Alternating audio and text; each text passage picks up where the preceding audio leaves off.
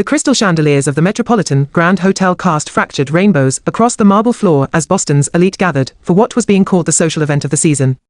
Senator Richard Holloway's daughter, Victoria, was finally getting married to Preston Ashford III, heir to the Ashford pharmaceutical empire.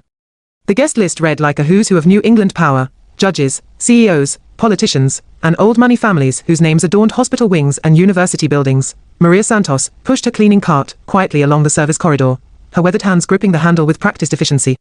At 53, she'd been invisible to people like the Holloways for most of her adult life. She'd emigrated from El Salvador 20 years ago and worked 3 jobs to put her son through community college. The night shift at the Metropolitan was her most reliable income, even if it meant enduring the condescension of guests who looked through her as if she were made of air. Tonight was different, though. Tonight, she carried a burden that weighed more than any cleaning supplies. The rehearsal dinner had concluded an hour earlier, and Maria was sanitizing the private dining room when she overheard Preston's mother, Constance Ashford, speaking in hushed but venomous tones with her son. "You absolutely cannot go through with this wedding," Constance hissed. "Not after what happened to her face. The photographs alone will be a disaster. Think of what the papers will say: Ashford heir weds disfigured woman. Our family's image will be destroyed." Maria's hands had frozen on the table she was wiping. "It was a car accident, Mother. She nearly died." Preston's voice carried a tremor of doubt. "The scarring will fade with plastic surgery." "Will it? Will it really?" Constance's heels clicked against the hardwood as she paced. "I've already spoken with our family attorney. There's a morality clause in the prenuptial agreement: any physical incapacity or disfigurement that could bring shame to the family name. We can invoke it. You'll walk away clean, and we'll compensate her appropriately for her inconvenience." "I don't know if I can." "You will. The Ashford name has stood for excellence for 4 generations. I will not allow it to be tarnished by a scarred bride, no matter how blue her blood is. Tomorrow, before the ceremony, you'll tell her it's off. Blame it on cold feet if you must, but end this." Maria had slipped away before they could discover her, her heart hammering against her ribs. She'd seen Victoria earlier that evening. The young woman's face still bore angry red scars from the accident 3 months prior, running from her left temple down to her jaw. But Maria had also seen the way Victoria's eyes lit up when she spoke about working at the children's hospital, about the foundation she wanted to start for burn victims. The senator's daughter wasn't just another spoiled socialite. There was steel beneath that silk. Now, as the wedding day dawned bright and unseasonably warm for November, Maria made her way through the hotel's kitchen entrance at 5 in the morning. She had a choice to make. The bridal suite was a flurry of activity by 9 o'clock. Makeup artists, hairstylists, and bridesmaids clustered around Victoria, who sat perfectly still in front of an ornate mirror. The makeup artist was applying a specialized concealer to minimize the visibility of the scars, but no amount of product could hide them entirely. "You look absolutely radiant," gushed Ainsley, Victoria's college roommate and maid of honor. Though her eyes betrayed her pity, Victoria managed a thin smile. "You're a terrible liar, Ainsley. I'm serious. Preston is lucky to have you." At the mention of his name, Victoria's expression clouded. Preston had been distant since the accident, fewer calls, shorter visits, eyes that slid away from the left side of her face. She'd convinced herself it was just adjustment, that love would prevail over vanity. But in the quiet moments before sleep, doubt gnawed at her confidence. A knock at the door interrupted her thoughts. Her father, Senator Holloway, entered with his characteristic commanding presence, though his eyes were troubled. "Ladies, could you give us a moment?" he asked politely but firmly. The room emptied quickly. Senator Holloway pulled up a chair beside his daughter and took her hand. "Victoria, I want you to know that whatever you decide today, I support you completely. You don't have to go through with this if you have any doubts." She blinked in surprise. "Dad, where is this coming from?" "I'm fine. Just wedding jitters." He studied her face, his gaze lingering on the scars she'd been so self-conscious about. "You've always been the strongest person I know. Even as a child, you never backed down from a challenge. But strength also means knowing when to walk away from people who don't deserve you." "Preston loves me," she said, but the words sounded hollow even to her own ears. "Does he?" Her father's voice was gentle but direct. "Or does he love the idea of an alliance between our families? There's a difference, sweetheart." Before Victoria could respond, another knock came at the door. This time, it was one of the hotel staff with a message that Preston needed to speak with her privately before the ceremony. Unusual, but not unprecedented, Senator Holloway squeezed her hand once more. "Remember what I said." Preston waited in a small parlor off the main ballroom, his face pale beneath his tan. He couldn't quite meet Victoria's eyes as she entered in her dressing robe, her hair half-styled, her makeup incomplete. "Preston. What's wrong?" "It's bad luck to see the bride before we need to talk." His voice was tight. Please, sit down. A cold dread settled in Victoria's stomach. She remained standing. Whatever you need to say, say it. He ran a hand through his perfectly styled hair, disrupting it. I've been doing a lot of thinking since the accident. About us, about our future, about what marriage really means. And I think maybe we're rushing into this. Maybe we need more time to what, Preston? To see if my face gets better. The words came out sharper than she intended, but the truth had a way of cutting through pretense. His silence was answer enough. Victoria felt something crack inside her chest, not her heart breaking, but rather a cage door opening. She'd been so focused on saving this relationship, that she hadn't stopped to ask if it was worth saving. Let me help you, she said coldly. You want to call off the wedding because of how I look now.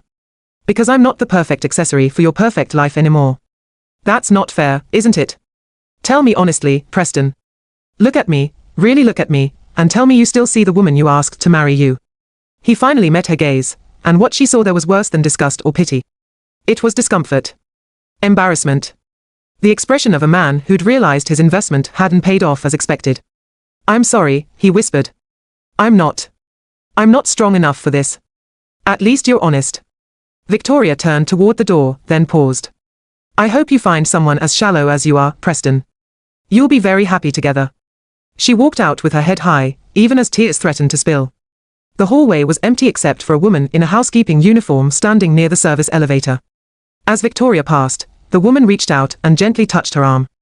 Miss Victoria. Please, I need to speak with you. It's important. Victoria barely registered the words through her haze of humiliation and rage. Not now. Please. It's about Mr. Ashford and his mother. I heard them talking yesterday. They planned this. That stopped Victoria cold. What? Maria glanced around nervously, then spoke quickly and quietly. Mrs. Ashford told her son to end the engagement because of your scars. She said it would damage their family image. There's something in your prenuptial agreement, a clause about physical disfigurement. She wanted to use it to break the contract without losing face. The words landed like blows. Victoria steadied herself against the wall. How do you know this? I was cleaning the private dining room last night. I heard everything. I'm sorry, I didn't know if I should say something, but I couldn't let you think this was your fault. This was planned. Victoria stared at this stranger, who'd shown her more honesty in 2 minutes than her fiancé had in months. What's your name? Maria Santos, miss. Maria, did you tell anyone else about this? No, miss. I came directly to you. Victoria's mind raced. Through the fog of hurt and betrayal, a cold clarity emerged. The 200 guests sitting in that ballroom represented the most influential people in Boston. Her father's political allies. The media. Every society reporter from New York to Washington. A terrible, perfect idea took shape. Maria, I need your help. 20 minutes later, Senator Holloway was informed that his daughter wished to proceed with the ceremony after all. Preston, relieved that the ordeal was over without a public scene, took his place at the altar. The string quartet began playing Pachelbel's canon. The guests rose to their feet.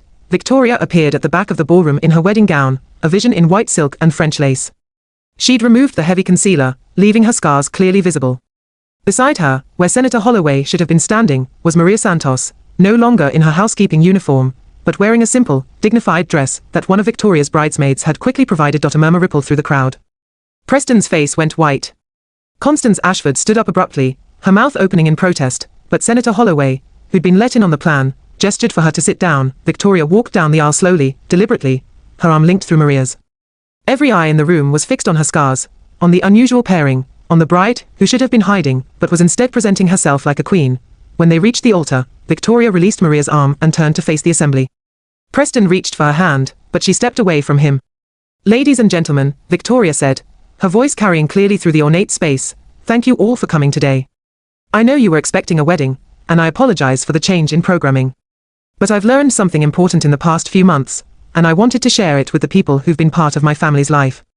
Constance Ashford made a move toward the aisle, but 2 of Senator Holloway's security team had quietly positioned themselves to prevent any interruptions. Victoria continued. 3 months ago, I was in a car accident. A drunk driver ran a red light and hit my vehicle. I nearly died.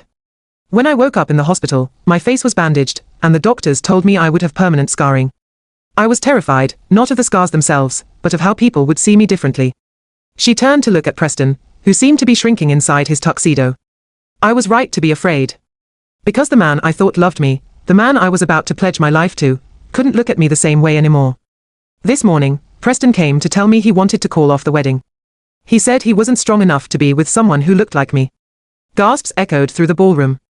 Constance Ashford's face had gone from pale to crimson. But here's what Preston didn't know I'd discovered, thanks to Maria here. Victoria gestured to the woman standing quietly to the side. His mother orchestrated this whole thing. She told him to end our engagement specifically, because my scars would be bad for the Ashford family image. She even had their lawyer find a clause in our prenuptial agreement that would let them walk away without consequence if I had any physical disfigurement that might bring shame to their name. The murmurs grew louder. Several guests turned to stare at Constance, who looked like she wanted the floor to swallow her whole. Maria is a housekeeper at this hotel. She immigrated from El Salvador 20 years ago and works 3 jobs to support her family. She overheard that conversation, and this morning, she did something incredibly brave. She told me the truth, even though it wasn't her place, even though it could have cost her her job. She did it because it was the right thing to do.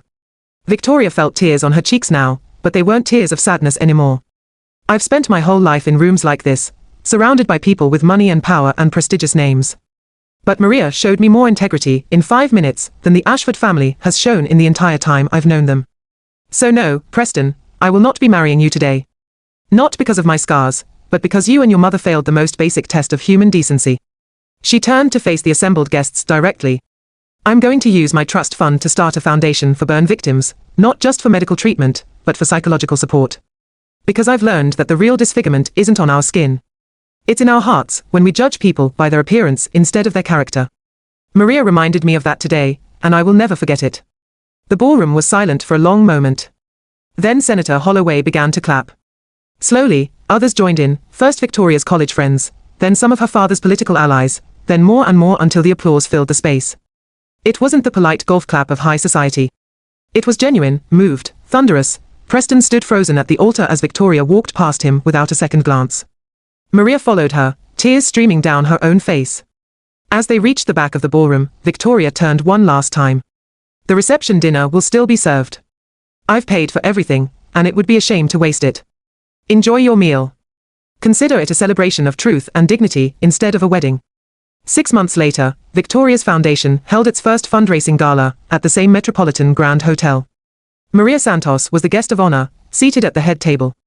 She'd been promoted to the hotel's events coordinator after her story had gone viral. The immigrant housekeeper, who'd risked everything to tell the truth to a senator's daughter, Victoria addressed the crowd that evening, her scars still visible but somehow less prominent now, not because they'd faded, but because people saw past them to the fierce, compassionate woman beneath. Maria taught me that courage isn't about grand gestures or dramatic moments, Victoria said. It's about doing the right thing when it's hard, when it costs you something, when you'd be safer staying silent. It's about seeing people as people, regardless of whether they can do anything for you in return.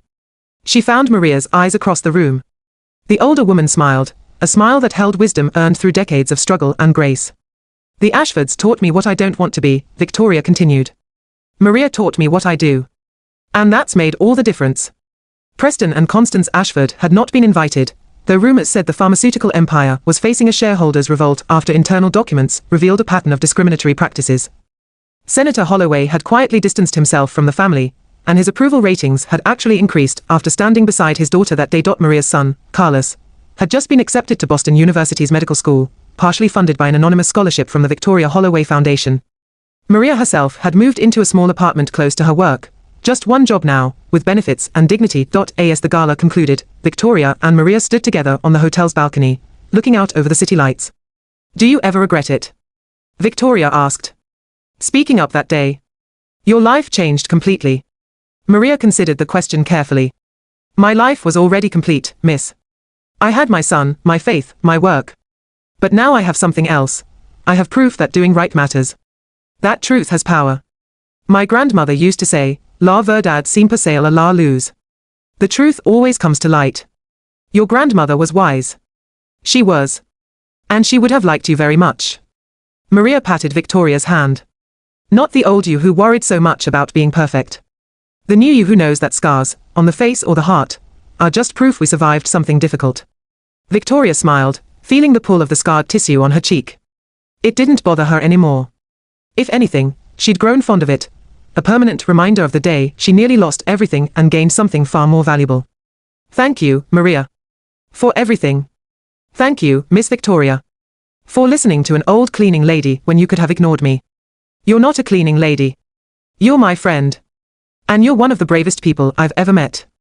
They stood together in comfortable silence, two women from different worlds who'd found common ground in truth and kindness, proof that character has nothing to do with bank accounts or bloodlines, and everything to do with the choices we make when no one is watching. The moral was simple but profound. Real worth is measured not by how we appear to the world, but by how we treat those who can do nothing for us. Those with power and privilege are tested by their actions toward the powerless. And sometimes, the greatest courage comes from the most unexpected places, from those society overlooks, who risk everything to do what's right simply because it is right. Victoria's scars would always be visible, but they'd become her strength rather than her shame. Anne-Maria's quiet act of conscience had rippled outward, changing lives she'd never meet, proving that one voice speaking truth can shatter the carefully constructed lies of the powerful. In the end, the wedding that never was became the beginning of something far more important, a testament to integrity, compassion, and the unshakable worth of every human soul, regardless of how the world judges their exterior.